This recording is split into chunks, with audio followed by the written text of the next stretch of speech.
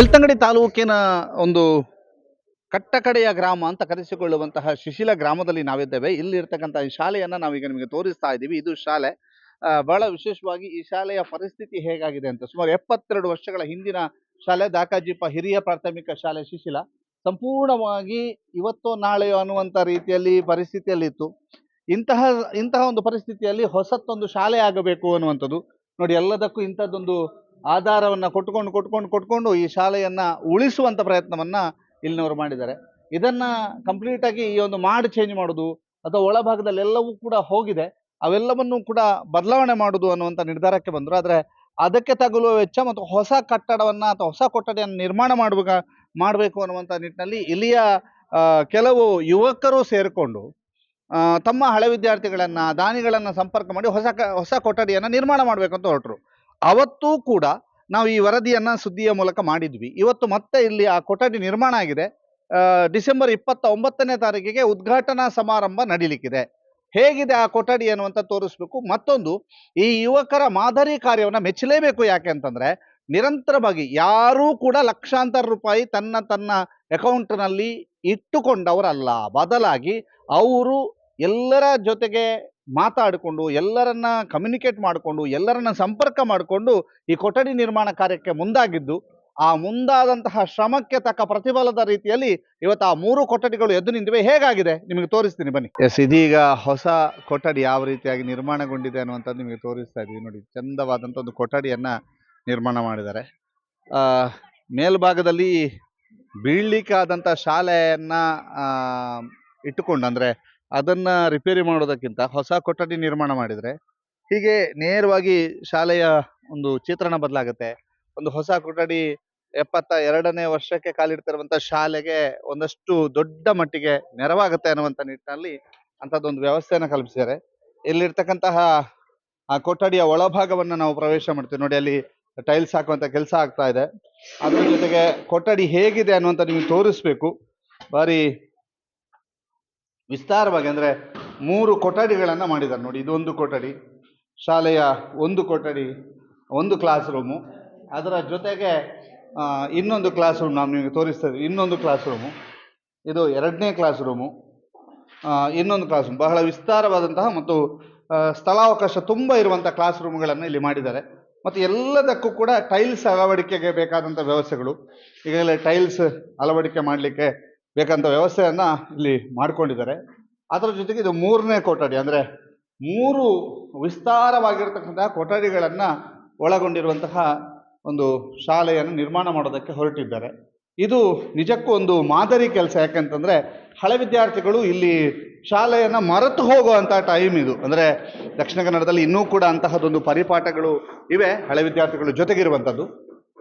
ಅದಕ್ಕೆ ನಾವು ಯಾವತ್ತೂ ಜೊತೆಗಿರ್ತೇವೆ ಅನ್ನುವಂಥದ್ದಕ್ಕೆ ಶಿಶಿಲದ ಈ ಶಾಲೆಯ ಹಳೆ ವಿದ್ಯಾರ್ಥಿಗಳು ಸಾಕ್ಷಿಯ ರೂಪದಲ್ಲಿದ್ದಾರೆ. ನೋಡು, ಅವ್ರ ಹತ್ರ ಮಾತಾಡಿಸುವ, ಖರ್ಚು ವೆಚ್ಚಗಳ ಬಗ್ಗೆ ಎಲ್ಲದರ ಬಗ್ಗೆ ಅವ್ರ ಹತ್ರ ಮಾತಾಡಿಸುವ. ಒಬ್ಬ ಹಳೆ ವಿದ್ಯಾರ್ಥಿ ಇದ್ದಾರೆ ನಮ್ಮ ಜೊತೆಗೆ, ಕರುಣಾಕರ್ ಶಿಶಿಲ ಅವರು. ಅಣ್ಣ, ಹೇಗೆ ಈ ಶಾಲೆಯ ಅಭಿವೃದ್ಧಿಗೆ ಮುಂದಾದ್ರಿ, ಹೇಗಾಯ್ತು? ಅದೇ ಫಸ್ಟಿಗೆ ನಾವೆಲ್ಲ ವಾಟ್ಸಪ್ ಮುಖಾಂತರ ಮತ್ತೆ ಸಂಪರ್ಕ ಮಾಡಿ ಎಲ್ಲರ ಜೊತೆ ಮಾತಾಡಿದ್ವಿ. ಹೀಗೆ ಮಾಡುವ, ಹಳೆಯ ಶಾಲೆಯನ್ನೇ ರಿಪೇರಿ ಮಾಡುವ ವಿಚಾರದಲ್ಲಿ ನಾವಿದ್ವಿ. ಆದರೆ ಎಲ್ಲರ ಒಪಿನಿಯನ್ ಬಂತು, ಹಳೆ ಶಾಲೆ ತುಂಬ ಹಳೆತಾಗಿದೆ, ಹೊಸತೇ ಕಟ್ಟಡ ನಿರ್ಮಾಣ ಮಾಡುವ, ತುಂಬ ಜನ ಇಲ್ಲಿ ಕಲ್ತಂಥ ವಿದ್ಯಾರ್ಥಿಗಳಿದ್ದಾರೆ ಅಂತೇಳಿ. ಹಾಗಾಗಿ ತುಂಬ ಜನರಲ್ಲಿ ಒಪಿನಿಯನ್ ಕೇಳುವಾಗ ಸಹ ಅದೇ ಒಪಿನಿಯನ್ ಬಂತು. ಹಾಗಾಗಿ ನಾವೊಂದು ಸಮಿತಿಯನ್ನು ರಚನೆ ಮಾಡಿ ಎಲ್ಲರಿಗೆ ಸಂಪರ್ಕ ಮಾಡಿ, ನಮ್ಮ ಇಲ್ಲಿ ರಿಜಿಸ್ಟರ್ ಬುಕ್ ಇತ್ತು, ಅದರಲ್ಲಿ ನೋಡಿ ಅವರ ಮನೆಯವರ ಮುಖಾಂತರ ಅವರ ವಾಟ್ಸಪ್ ನಂಬರ್ ಕಲೆಕ್ಟ್ ಮಾಡಿ ಒಂದು ವಾಟ್ಸಪ್ ಗ್ರೂಪ್ ರಚನೆ ಮಾಡಿ ಆ ಮುಖಾಂತರ ಹೀಗೆ ಮಾಡುವ ಅಂತ ಎಲ್ಲರ ಒಪಿನಿಯನ್ ಕೇಳಿ ನಾವು ಈ ಕಾರ್ಯಕ್ಕೆ ಮುಂದಾದ್ವಿ. ಯಾರ್ಯಾರ ಸಹಕಾರ ಹೇಗೆ ಸಿಕ್ತು? ನಮಗೆ ಸಾಧಾರಣ ಸ್ಲ್ಯಾಪ್ ಆಗುವವರೆಗೆ ಹಳೆ ವಿದ್ಯಾರ್ಥಿಗಳಿದ್ದೇ ತುಂಬಾ ಹಣ ಬಂತು. ಆ ನಂತರ ನಾವು ಬದುಕು ಕಟ್ಟಿ ಕೊಡೋಣ ಬನ್ನಿ ಇವರಿಗೆ ಮನವಿ ಮಾಡಿದ್ವಿ, ಅವರು ಬಂದಿದ್ರು. ನಂತರ ರೋಟರಿ ಕ್ಲಬ್ಬಿನವರು ಬಂದಿದ್ರು, ಅವರು ಬಂದು ಅವರು ಸಹ ಉತ್ತಮ ರೀತಿಯಲ್ಲಿ ನಮಗೆ ಸಹಕಾರ ಕೊಟ್ಟಿದ್ದಾರೆ.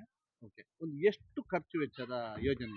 ಸಾಧಾರಣ ಎಲ್ಲ ಈಗ ಶೌಚಾಲಯ ಈ ಕಟ್ಟಡ ಎಲ್ಲ ಸೇರಿ 40-45 ಲಕ್ಷ ಮೊತ್ತ ಆಗಿರ್ಬೋದು ಅಂದಾಜು. ಹೌದು. ಇದರಲ್ಲಿ ಮ್ಯಾಕ್ಸಿಮಮ್ ಕೊಡುಗೆ ಹಳೆ ವಿದ್ಯಾರ್ಥಿಗಳಿದ್ದು. ಓಕೆ. ಇವತ್ತು ನೀವು ಹಳೆ ವಿದ್ಯಾರ್ಥಿಯಾಗಿ ಎಷ್ಟು ಜನರನ್ನ ಒಗ್ಗೂಡಿಸಿದ್ದಕ್ಕೆ ಎಷ್ಟು ಖುಷಿ ಇದೆ? ತುಂಬ ಖುಷಿ ಇದೆ. ನಾವು ತುಂಬ ಜನರನ್ನು ಸಂಪರ್ಕ ಮಾಡುವಾಗ ಅವರಿಗೊಂದು ನಮ್ಮ ಶಾಲೆಯ ಮೇಲೆ, ನಮ್ಮ ಊರಿನ ಮೇಲೆ ಪ್ರೀತಿಯೇ ಜಾಸ್ತಿ. ತುಂಬ ನಾವು ಡಿಫ್ರೆನ್ಸ್ ನೋಡಿದ್ದೇವೆ. ಗ್ರಾಮದ ಹಳೆ ವಿದ್ಯಾರ್ಥಿಗಳನ್ನು ಮಾತಾಡುವಾಗ ಪ್ರೋತ್ಸಾಹ ರೀತಿ ಮಾತಾಡಿದರು. ಆದರೆ ಹೊರಗಿನವರನ್ನು ಮಾತಾಡುವಾಗ ಅವರು ತುಂಬ ಉತ್ಸಾಹದಲ್ಲಿ ನಮ್ಮಲ್ಲಿ ಮಾತಾಡಿದರು. ತುಂಬ ತುಂಬ ಒಳ್ಳೆಯ ರೆಸ್ಪಾನ್ಸ್ ಮಾಡಿದ್ದಾರೆ. ಅದು ನಮಗೆ ಖುಷಿ ಇದೆ. ಅವರ ಸಂಪರ್ಕ ಈಗ ಸಹ ಇಟ್ಟುಕೊಂಡಿದ್ದೇವೆ. ಬೇರೆ ಬೇರೆ ಕಾರ್ಯಕ್ಷೇತ್ರದಲ್ಲಿ ಸಂಪರ್ಕ ಮಾಡುವವರು ನಮಗೆ ಸಹ ಅವರು ಉಪಯೋಗ ಆಗ್ತಿದ್ದಾರೆ ಬೇರೆ ಬೇರೆ ವಿಚಾರದಡಿ. ಈಗ ಉದಾಹರಣೆ ಹೇಳ್ಬೇಕಾದ್ರೆ ನಮ್ಮೊಬ್ಬರು ಹಳೆ ವಿದ್ಯಾರ್ಥಿ ಒಂದು ಬ್ಯಾಂಗ್ಳೂರು ಒಂದು ಕಂಪನಿಯಲ್ಲಿದ್ದರು.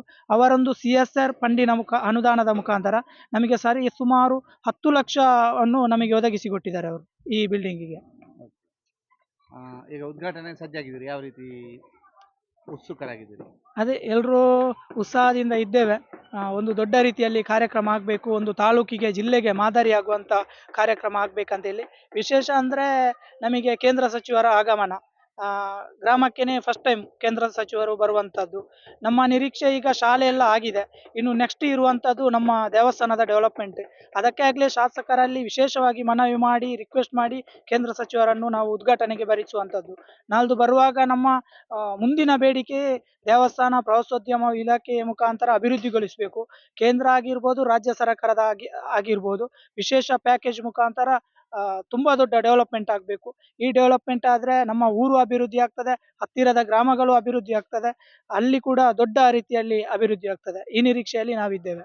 ಈ ಹೊಸ ಕೊಠಡಿಗೆ ಸರ್ಕಾರದ ಕಡೆಯಿಂದ ಯಾವ ರೀತಿಯಾಗಿ ಅನುದಾನ ಸಿಕ್ಕಿದೆ? ಸರ್ಕಾರದ ಕಡೆಯಿಂದ ಈಗಾಗಲೇ ಮಳೆಹಾನಿ ಮುಖಾಂತರ ಶಾಸಕರು 3 ಲಕ್ಷ ಅನುದಾನ ಇಟ್ಟಿದ್ದಾರೆ.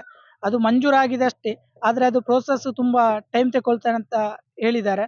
ಆದ್ದರಿಂದ ನಮ್ಮ ಶಿವರಾಮ ಶಿಶಿಲರು ರಾಷ್ಟ್ರ ಪ್ರಶಸ್ತಿ ಪುರಸ್ಕಾರ ಕಳಿಸಿದಂಥ ಹಳೆ ಕಟ್ಟಡ ಉಂಟು, ಅದರ ಚಾವಣಿ ಎಲ್ಲ ಹೋಗಿದೆ. ಅದಕ್ಕೆ ಉಪಯೋಗ ಮಾಡಬೇಕಂತ ಇದ್ದೇವೆ, ಅದನ್ನು ಉಳಿಸಿಕೊಳ್ತೇವೆ ನಾವು. ಇದು ಇರ್ತದೆ, ಆ ರೀತಿ ಯೋಚನೆಯಲ್ಲಿದ್ದೇವೆ. ಇಡೀ ಸರ್ಕಾರಿ ಶಾಲೆಗೆ ಹೊಸ ಟಾಯ್ಲೆಟ್ ಕೂಡ ಆಗಿದೆ. ಅಂದ್ರೆ ಈ ಒಂದು ಸರ್ಕಾರಿ ಉನ್ನತೀಕರಿಸಿದ ಹಿರಿಯ ಪ್ರಾಥಮಿಕ ಶಾಲೆಗೆ ಹೊಸ ಟಾಯ್ಲೆಟ್ ಕೂಡ ಆಗಿದೆ. ಸುಮಾರು 10 ಲಕ್ಷ ವೆಚ್ಚದಲ್ಲಿ ನಿರ್ಮಾಣಗೊಂಡಿರುವಂತಹ ಟಾಯ್ಲೆಟ್ ಇದು. ಸುಮಾರು 10 ಲಕ್ಷ ವೆಚ್ಚದಲ್ಲಿ ನಿರ್ಮಾಣಗೊಂಡಿರುವಂತಹ ಟಾಯ್ಲೆಟ್ ಅನ್ನು ತಾವೀಗ ನೋಡ್ತಾ ಇದ್ದೀರಿ. ಬಹಳ ಚಂದವಾಗಿ ಒಂದು ಎಲ್ಲ ವ್ಯವಸ್ಥೆಗಳನ್ನು ಕಲ್ಪಿಸುವಂಥ ನಿಟ್ಟಿನಲ್ಲಿ ಬಹಳ ಉತ್ತಮವಾದಂತಹ ಯೋಚನೆಯನ್ನು ಮಾಡಿಕೊಂಡು ಈ ಒಂದು ಟಾಯ್ಲೆಟ್ ಅನ್ನು ನಿರ್ಮಾಣ ಮಾಡಿದ್ದಾರೆ. ಇದಕ್ಕೆ ಇಲ್ಲಿಯ ಹಳೆ ವಿದ್ಯಾರ್ಥಿ ರಾಜೇಶ್ ಪಡ್ಕೆ ಅವರ ಸಹಕಾರ ಇಲ್ಲಿ ಕರ್ಣ ಕರೆದಿದ್ದಾರೆ. ಇದಕ್ಕೆ ಯಾರ ಸಹಕಾರ? ಸರ್, ಅದೇ ನಮ್ಮ ಶಾಲೆಯ ಹಳೆ ವಿದ್ಯಾರ್ಥಿಗಳು ರಾಜೇಶ್ ಪಡಿಕೆ ಎನ್ನುವರು ಈಗಾಗಲೇ ಬೆಂಗಳೂರು ಒಂದು ಕಂಪನಿಯಲ್ಲಿ ಕೆಲಸದಲ್ಲಿದ್ದಾರೆ. ಅವರ ಮುಖಾಂತರ ರೋಟರಿ ಕ್ಲಬ್ನವರನ್ನು ಮಾತಾಡಿಸಿ ಸುಮಾರು 10 ಲಕ್ಷ ಅನುದಾನ ನಮಗೆ ಒದಗಿಸಿಕೊಟ್ಟಿದ್ದಾರೆ. ಅವರದು ದೊಡ್ಡ ಸಹಕಾರ ನಮಗೆ ಸಿಕ್ಕಿದೆ, ರಾಜೇಶ್ ಪಡಿಕೆ ಅವರು. ಇಡೀ ಶಾಲೆಯ ಒಂದು ಹೊಸ 3 ಕೊಠಡಿ ಆಗಿದೆ. ಹೇಗೆ, ಎಷ್ಟು ಜನ ಸಾಥ ನೀಡಿದ್ದಾರೆ ಮತ್ತು ಎಷ್ಟು ಕಷ್ಟ ಆಯಿತು ನಿಮ್ಗೆಲ್ಲರಿಗೂ? ನಾವು ಪ್ರಾರಂಭವಾಗಿ ನಮ್ಮ ಹಳೆ ವಿದ್ಯಾರ್ಥಿಗಳು ಮತ್ತು ಇಲ್ಲಿಯ ಊರವರು ಸೇರಿಕೊಂಡು ಸಣ್ಣದೊಂದು ಮೀಟಿಂಗ್ ಮಾಡಿದೆವು. ಈ ಹಳೆ ಶಾಲೆಯನ್ನು ರಿಪೇರಿ ಮಾಡುವ ಉದ್ದೇಶದಿಂದ ಅದನ್ನು ಮೀಟಿಂಗ್ ಮಾಡಿದಾಗ ನಮಗೊಂದು ಭಾವನೆ ಬಂತು, ಒಂದು 3 ಕಟ್ಟಡ ರಚನೆ ಮಾಡುವ ಅಂತೇಳಿ ನಮಗೊಂದು ಕೊಠಡಿಯನ್ನು ರಚನೆ ಮಾಡಬೇಕು ಅಂತೇಳಿ ಒಂದು ನಮಗೆ ಭಾವನೆ ಬಂತು ನಮ್ಮಲ್ಲಿ. ಅವಾಗ ಎಲ್ಲರನ್ನು ಸೇರಿಕೊಂಡು ಹೇಳುವಾಗ ಪ್ರಥಮವಾಗಿ ನಾವು ಇಲ್ಲಿಯ ಉದ್ಯಮಿಗಳಾದ ರಾಘವನ್ ನಾಯ್ಕರ ಹತ್ರ ಮಾತಾಡಿದೆವು. ಪ್ರಥಮವಾಗಿ ಅವರು 2 ಲಕ್ಷ ಘೋಷಣೆ ಮಾಡಿದ್ರು, ಮತ್ತು ಇಲ್ಲಿಯ ಸ್ಥಳೀಯರೊಬ್ಬರು ಜಯರಾಜ್ ಅಂತೇಳಿ ಅವರು 1 ಲಕ್ಷ ರೂಪಾಯಿ ಘೋಷಣೆ ಮಾಡಿದ್ರು. ಮತ್ತೆ ಎಲ್ಲ ಒಂದು ನಮ್ಮ ಸ್ಥಳೀಯ ಮಿತ್ರರು ಮತ್ತೆ ಎಲ್ಲ ಸಂಘ ಸಂಸ್ಥೆಯ ಮಿತ್ರರೆಲ್ಲ ಸೇರಿಕೊಂಡು ನಾವು ಒಂದಿಷ್ಟು ಅಮೌಂಟ್ ಕೊಡ್ತೇವೆ, ನೀವು ಶಾಲೆ ಚಾಲನೆಯನ್ನು ಮಾಡಿ ನಿಮಗೆ ನಾವು ಸಾಥ್ ಕೊಡ್ತೇವೆ ಅಂತ ಹೇಳಿದ ಕಾರಣ ನಾವು ಈ ಶಾಲೆಯನ್ನು ಕೆಲಸವನ್ನು ಪ್ರಾರಂಭ ಮಾಡಿ ಇವತ್ತು ಉದ್ಘಾಟನೆಗೆ ಸಜ್ಜಾಗಿದೆ. ಇದು ನಮಗೆ ಭಾರಿ ಹೆಮ್ಮೆಯ ವಿಚಾರ ಅಂತ ಹೇಳ್ಬೋದು. ಹಳೆ ವಿದ್ಯಾರ್ಥಿಗಳ ಸಾಥ್ ಬಗ್ಗೆ ಏನು ಹೇಳ್ತೀರಿ? ಹಳೆ ವಿದ್ಯಾರ್ಥಿಗಳು ಒಂದಷ್ಟು ಜನ ನಾವು ವಾಟ್ಸಪ್ ಗುಂಪು ಮಾಡಿಕೊಂಡು ವಾಟ್ಸಪ್ ಗ್ರೂಪ್ನಲ್ಲಿ ಚರ್ಚೆ ಮಾಡಿದ್ವಿ. ಚರ್ಚೆ ಮಾಡಬೇಕಾದ್ರೆ ಒಂದಷ್ಟು ಹಳೆ ವಿದ್ಯಾರ್ಥಿಗಳು ಸಣ್ಣ ಮಟ್ಟದಲ್ಲಿ ದೊಡ್ಡ ಪ್ರಮಾಣದ ಒಂದು ನಮಗೆ ಬೆಂಬಲವನ್ನು ಕೊಟ್ಟರು. ನಾವು 9 ಜನರು ಟೀಮ್ ಒಂದು ಮಾಡಿದ್ವಿ ಇಲ್ಲಿ, 9 ಜನರು. ಅದಕ್ಕೆ ಒಬ್ಬರೇ ಅಧ್ಯಕ್ಷರು, ಅದು ಎಲ್ಲರೂ ಅಧ್ಯಕ್ಷರು ಯಾರು ಇಲ್ಲ, ಎಲ್ಲರೂ ಹೇಳಿದಾಗೆ ನಾವು ಕೇಳಿಕೊಂಡು ಇವತ್ತು ಹಳೆ ವಿದ್ಯಾರ್ಥಿಗಳ ಸಹಕಾರ ತಗೊಂಡು ನಾವು ಈ ಕಟ್ಟಡ ಮಾಡಿರುವಂತದ್ದು. ಇವತ್ತು ಸರ್ಕಾರದ ಕಡೆಯಿಂದ ಇದಕ್ಕೆ ಸಾಥ್ ಇದೆ? ನೋಡಿ, ಸರ್ಕಾರದ ಕಡೆಯಿಂದ ನಮಗೆ 1 ರೂಪಾಯಿ ಆದ್ರೂ 1 ರೂಪಾಯಿಯಷ್ಟು ನಮಗೆ ಅನುದಾನ ಯಾವುದು ಬಂದಿಲ್ಲ. ಗ್ರಾಮ ಪಂಚಾಯತಿಯಿಂದ ಒಂದು 2 ಲಕ್ಷದಷ್ಟು ಶೌಚಾಲಯಕ್ಕೆ ಅನುದಾನವನ್ನು ನಾವು ಕೊಟ್ಟಿದ್ದೇವೆ. ಸರ್ಕಾರದಿಂದ ಯಾವುದೇ 1 ರೂಪಾಯಿ ನಮಗೆ 1 ರೂಪಾಯಿ ಅನುದಾನ ಬಂದಿಲ್ಲ. ಇದೊಂದು ಸಣ್ಣ ಬೇಸರದ ವಿಷಯ. ನಮಗೆ 1 ರೂಪಾಯಿ ಕೂಡ ನಮಗೆ ಅನುದಾನ ಬಂದಿಲ್ಲ. ಸರ್ಕಾರದ ಕಡೆಯಿಂದ ಅನುದಾನ ಇಲ್ಲದಿದ್ರು ಎಲ್ಲರ ಸಾಥ್ ಇದ್ರೆ ನಾವು ಕೊನೆಯದಾಗಿ ನಾವು ನಮ್ಮ ಶಾಸಕರ ಹತ್ರ ಹೇಳಿದ್ವಿ, ಸೆಂಟ್ರಲ್ ಮಿನಿಸ್ಟ್ರು ನಮ್ಮ ಗ್ರಾಮಕ್ಕೆ ಬರಬೇಕು, ನೀವು ₹1 ಅನುದಾನ ಕೊಡದಿದ್ರು ತೊಂದರೆ ಇಲ್ಲ, ಆದ್ರೆ ನಮಗೆ ಒಂದು ಸೆಂಟ್ರಲ್ ಮಿನಿಸ್ಟ್ರು ನೀವು ಕರ್ಕೊಂಡು ಬರಬೇಕು. ಯಾಕಂತ ಹೇಳಿದ್ರೆ ನಮ್ಮ ಗ್ರಾಮ ಆ ಸೆಂಟ್ರಲ್ ಮಿನಿಸ್ಟರ್ ಬಂದ ನಂತರ ನಮ್ಮ ಗ್ರಾಮ ದೇವಸ್ಥಾನ ಇನ್ನಷ್ಟು ಅಭಿವೃದ್ಧಿ ಆಗಬೇಕೆಂಬ ಉದ್ದೇಶದಿಂದ ಈಗ ಸೆಂಟ್ರಲ್ ಸಚಿವರನ್ನು ಕರೆಸಿದ್ದೇವೆ, ಶೋಭಾ ಕರಂದ್ಲಾಜೆಯನ್ನು ಕರೆಸಿದ್ದೇವೆ. ಮತ್ತೆ ಶಾಸಕರು ಇದಕ್ಕೊಂದು ಮಾತು ಹೇಳಿದ್ದಾರೆ, ನಾನು ಅದಕ್ಕೆ ಕಮ್ಮಿ ಆದ್ರೆ ನೀವು ಮಾಡ್ತಿರೋ ಕೆಲಸಕ್ಕೆ ನಾನು ಕಮ್ಮಿ ಆದ್ರೆ ನನ್ನ ವೈಯಕ್ತಿಕ ನೆಲೆಯಿಂದಾದ್ರೂ ನಾನೊಂದಿಷ್ಟ ಅಮೌಂಟ್ ಕೊಡ್ತೇನೆ ಅಂತ ಶಾಸಕರು ಒಂದು ಭರವಸೆ ಕೊಟ್ಟಿದ್ರು. ಆದ ಕಾರಣ ನಮಗೆ ಈ ಬಿಲ್ಡಿಂಗ್ ಮಾಡ್ಲಿಕ್ಕೆ ತುಂಬಾ ಉತ್ತೇಜನ ಬಂತು. ತಯಾರಿ ಎಲ್ಲ ಚೆನ್ನಾಗಿ ನಡೀತಾ ಉಂಟು. ಹೊಸ ಹೊಸ ಕೊಠಡಿ ಆಗಿದೆ, ಹೌದು, ಹೇಗಾಗಿದೆ? ಚೆನ್ನಾಗಿ ಆಗಿದೆ. ಈಗ ಶಿಶಿಲದ ಶಾಲೆಗೆ ಒಂದು ಹೊಸ ಕೊಠಡಿ ಬಂದಿದ್ರಿಂದ ಎಷ್ಟು ಖುಷಿ ಆಗುತ್ತೆ? ತುಂಬಾ ಖುಷಿ ಆಗ್ತಾ ಉಂಟು. ನಿಮ್ಮ ಮಕ್ಕಳು ನಮ್ಮ ಮಗಳು ಬರ್ತಾ ಇದ್ದಲ್ಲ ಶಾಲೆಗೆ ಇಲ್ಲಿಗೆ, ಎಂತ ಹೆಸರು? ಖುಷಿ. ನಿಮ್ಮ ಹೆಸರು? ನನ್ನ ಹೆಸರು ಮಮತಾ. ಮೇಡಮ್ ಎಂಚಾಣ ಶಾಲೆ ಎಂಚಾಣ? ಶಾಲೆ ಸೋಕಾಣಿ ಸರ್. ಶಿಶಿಲ ಅಂತ ಪಟ್ಟ ಬಾರಿ ದೂರ ಬೆಳ್ತಂಗಡಿ ಬಾರಿ ಸೋಗದ ವ್ಯವಸ್ಥೆ ಆಗುತ್ತೆ ಎಂತ? ಹಳ್ಳಿಡ್ ಎಡ್ಡೆ ಅಭಿವೃದ್ಧಿ ಐಲೆ ಕಾಂಡ್ ಮಾತೆರೆಗ್ಲು ಒಂಜಿ ಗೊತ್ತಾಗ್ಲೇಕ ಹಳ್ಳಿ ಎಂಚ ಉಂಡು ಅಂತ ಬಂದ್ವಿ. ಮೂಲತ ಹಳೆ ವಿದ್ಯಾರ್ಥಿಗಳ ಪ್ರಯತ್ನದ ಬಗ್ಗೆ ಎಡ್ಡೆ ಪ್ರಯತ್ನ ಮಂತೇರಿ ಸರ್. ಪೋಷಕರ ಮಿತ್ತು ಒಂಜಿ ಹೊರೆ ಪಾಡಂದೆ ಆಗ್ಲಿ ಮಾತೆರ್ನ ಕೈಡು ಮಂತದು ಎಡ್ಡೆ ಪ್ರಯತ್ನ ಮಂತೇರಿ. ಸ್ವಾತಿ. ನನ್ನ ಹೆಸರು ಪದ್ಮಾವತಿ. ಹೇಗುಂಟು ಶಾಲೆ? ಶಾಲೆ ತುಂಬಾ ಚೆನ್ನಾಗಿ. ತುಂಬಾ ಜನ ಹೇಗೆ? ನಾವು ಓದಿದ ಶಾಲೆನೇ ಇದು. ನಾವು ಹಳೆ ವಿದ್ಯಾರ್ಥಿಗಳೇ. ಹೌದು. ಈ ನಿಮ್ಮ ಸಹೋದರರು ಹಳೆ ವಿದ್ಯಾರ್ಥಿಗಳು ಎಲ್ಲ ಸೇರ್ಕೊಂಡು ಏನೋ ಒಂದು ದೊಡ್ಡ ಪ್ರಯತ್ನ ಮಾಡಿದ್ದಾರೆ, ಅವ್ರಿಗೆ ಏನ್ ಹೇಳ್ತೀರಿ? ಅವ್ರಿಗೆ ಎಲ್ರಿಗೂ ಒಳ್ಳೇದಾಗ್ಲಿ ಹೇಳ್ತೀನಿ ಅಷ್ಟೇ. ಅಕ್ಕ ಎಂಚ ಶಾಲೆ ಎಂಚ ಆತಂದ್ರೆ? ಶಾಲೆ ಬಾರಿ ಶೋಕ ಆತನೆ ಇಂಕಲ ಎಲ್ಲೆ ಜೋಕುಲು ಇಪ್ಪುನಾನೆ ಬರ್ಪಿದ್ದಾರೆ ನಾ ಜೋಕುಲು 2 ಜನ ಜೋಕುಲ್ಲ ಬುಕ ಎಲ್ಲ ಬರ್ಗುಲ ಮಾಸ್ಟರ್ ಇಪ್ಪುನಾಗ ಸಾಕ್ಷರತೆ ಮೂಲೆ ಕಲ್ತೆ ಇತ್ತೇರು ಬರ್ಪನೆ ಇತ್ತೆ ಬೇರೆ ರತ್ನ ಅದು ಇತ್ತೆ ಏರ್ ಬರ್ತಾರೆ ಇಲ್ಲ ಅಲ್ದೆ ಇಲ್ಲಲ್ಲದ ಹುಲ್ಲಿಯರ್ಲು ಬರ್ಪೇರೆ ನಾ ಜೋಕುಲ್ಲ ಮೂಲೆ ಕಲ್ತನ ಇತ್ತೆ ಹುಲ್ಲಿಯರ್ಲ ಹುಲ್ಲಿಯರ್ಲ ಇಂಜಲ್ಲ ಮತ್ತೆ ಮೂಲೆ ಕಲ್ತನ ಮೂಲೆ ಕಲ್ತ ಎಂಚ ಆತನ ಇತ್ತೆ ಶಾಲೆ ಬಾರಿ ಶೋಕ ಅಂದ್ರೆ ಜವಾನಿಯರಿಗೆ ದಾದನ ಪರ ಪೂರಾ ಅಡೆ ಇಡೆ ಪೂರ ಪೋದು ಯಗಾನ ನಿಮ್ಮಂತ ಜನಕ್ಕುಲೆ ಒಗ್ಗಾಟ ಮಲ್ತದ ಒಂಜಿ ಬೇಲೆ ನಮ್ಮ ಊರುಡು ಒಂಜಿ ಎಡ್ಡೆ ಅವಡು ಮಾಡ್ದ ಒಂಜಿ ಪ್ರಾರ್ಥನೆ ಮಲ್ಪೇರು ಮಾಂತೇರ್ಲ ಅದೇ ಜವಾನಿಯರು ಬಾರಿ ಆಕ್ಟಿವ್ ಇಲ್ಲರ ಅಂದೆ ಎಡ್ಡೆ ಹುಷಾರುಳ್ಳೇರು ದುಂಬುದಾಗ್ಲೆಗ ಮಂತ ಅಲ್ಲ ಗುಲ್ಲು ಜೇರಿತೆ ಮಂತ ಎಡ್ಡೆ ಪೋತು ಮಂತ ತಿಳುವಳಿಕೆ ಉಂಟು ದುಂಬುದಾಗ್ಲ ಅಲ್ಲ ಗುಲ್ಲು ಅಂದ್ ದುಂಬು ಅಂತ ವಿದ್ಯೆ ಇಜ್ಜಾತ ಎಂಗ್ಲೇ ಅಂತ ವಿದ್ಯೆ ಇಜ್ಜಾದ ನಂಗೆ ಏನು ಖಾಲಿ ಮುಳುಸು ಅಕ್ಷರತೆ ಒತ್ತೆ ಕಲ್ತನ ಒಂದು ಬರ್ಗುಲ ಮಾಸ್ಟರ್ ಪಾಪಗ ಶಾರದಾ ಮೇಡಮ್ ಸುಗ್ನಾ ಮೇಡಮ್ ಅಂತ ಬತ್ತು ಇಂತಿ ರಂಚಾಕ್ಲ ನೊಟ್ಟು ಅಂತ ಇತ್ತು ಕಲ್ತು ಬಣ್ಣಮ್ಮ. ಮೇಡಮ್ ನಿಮ್ಮ ಹೆಸರು? ಶ್ರೀಮತಿ ಸರಸ್ವತಿ. ಓಕೆ. ಇಲ್ಲಿ ಹೆಚ್ಚಾಗಿ ಬಂದು ಎಷ್ಟು ಸಮಯ ಆಯ್ತು? 2 ತಿಂಗಳಾಯ್ತು. 2 ತಿಂಗಳಾಯ್ತು. ಹೇಗೆ ಈ ಶಾಲೆ ಹೇಗೆ ಅನಿಸ್ತದೆ? ನನ್ಗೆ ಭಾರಿ ಖುಷಿ ಆಗ್ತಾ ಉಂಟು. ಪರಿಸರ ಶಾಲಾ ಪರಿಸರ ಎಲ್ಲ ಉತ್ತಮ ಸ್ಥಿತಿಯಲ್ಲಿ ಉಂಟು. ಹಾಗೆ ಶಾಲೆಯ ಶಿಕ್ಷಕರು ಮಕ್ಕಳು ಎಲ್ಲರೂ ಕೂಡ ಉತ್ತಮ ರೀತಿಯ ಸಹಕಾರವನ್ನು ನೀಡುತ್ತಿದ್ದಾರೆ. ಓಕೆ.